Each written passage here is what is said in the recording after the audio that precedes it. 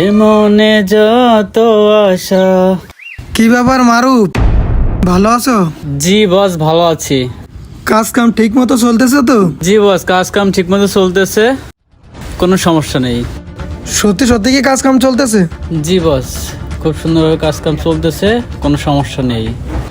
আজকের থেকে তোমাকে এখানে কাজের কোনো দরকার নাই, কথা কি বুঝেছো? কেন বস, হঠাৎ করে এরকম কথা বলতেছেন? আমি কি ভুল করেছি? তুমি এখনো বুঝতে পারতেছো না তুমি কি করিছো না করিছো? জানি কখনো বুঝবেও না।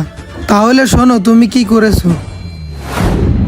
কি ব্যাপার ভাই, আজ কয়দিন দেখছি আপনি ওইখানে মন খারাপ করে বসে আছেন, কোনো সমস্যা হয়েছে নাকি?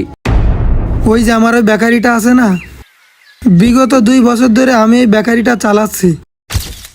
1 বছর ধরেই মনে করো শুধু আমার এই বেকারিতে লসই হয়ে যাচ্ছে। বুঝলে বিষয়টা? আমার ওই বেকারিটা নিয়ে আমি অনেক চিন্তায় আছি। আর কারেন্ট বিল, আটা ময়দার দাম যে পরিমাণে বেড়েছে, এভাবে তো আমার বেকারি চালানো অসম্ভব। এখন তোমারে আমি ডাকলাম এই কারণে, এখন কি করা যায় বলো দিনি?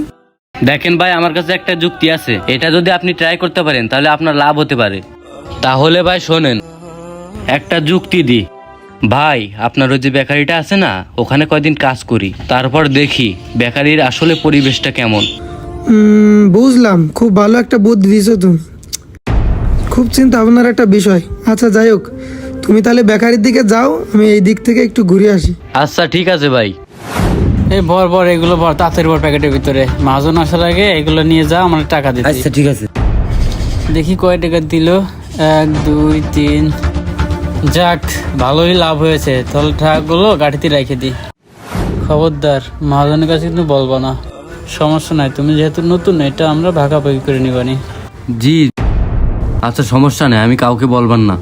শোনো, তোমার যদি কোনো দরকার হয় আমাকে বলবা, কাউকে বলবা না। তোমার যা প্রয়োজন হয় আমাকে বলবা, আমি তোমাকে ব্যবস্থা করে দেবো। লা লা লা লা লা লা লা লা। অর্ণব না? হ্যাঁ অর্ণব, কি অবস্থা? হ্যাঁ, আমার ওই বিষয়টা কি তুমি দেখেছো? হ্যাঁ ভাই দেখেছি, আপনার কাছে চুরি আর চুরি। ওই মারুফ নামের ছেলেটা বেকারি মাল চুরি করে বিক্রি করে। আচ্ছা আমি দেখতেছি, তুমি যাও তাহলে, দেখি আমি দেখতেছি কি করা যায়। শোনো মারুফ, আজকের থেকে তোমাকে আমার এই বেকারিতে কাজের আর কোনো দরকার নাই। তোমার প্রতি আমার আর কোনো বিশ্বাস নাই। তুমি এই মুহূর্তে আমার বেকারি ছেড়ে এখনই চলে যাও, তোমার আর কোনো দরকার নেই, তুমি চলে যেতে পারো। বস, আমি যদি এই কাজ না করি আমার ফ্যামিলিতে খুব ক্ষতি হবে বস।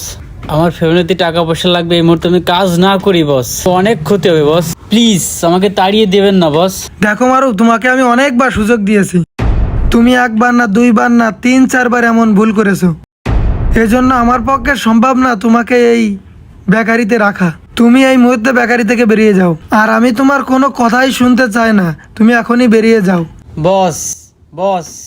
এই পাশে হাসান কই? জি মহাজন। ওই পাশ থেকে মারুফির ওই ব্যাগটা নিয়ে আসো। বস প্লিজ। এই ব্যাগটা তাড়াতাড়ি দাও না কেন? বস আমাকে তাড়িয়ে দিবেন না বস। যাও এখান থেকে বেরোও, আর এই বেকারিতে কখন আসার চেষ্টাও করবে না। ভাই, আমাদের এই সমাজে হাজারো মানুষ আছে যারা বিশ্বাসের নামে ক্ষতিগুলো বেশিই করে।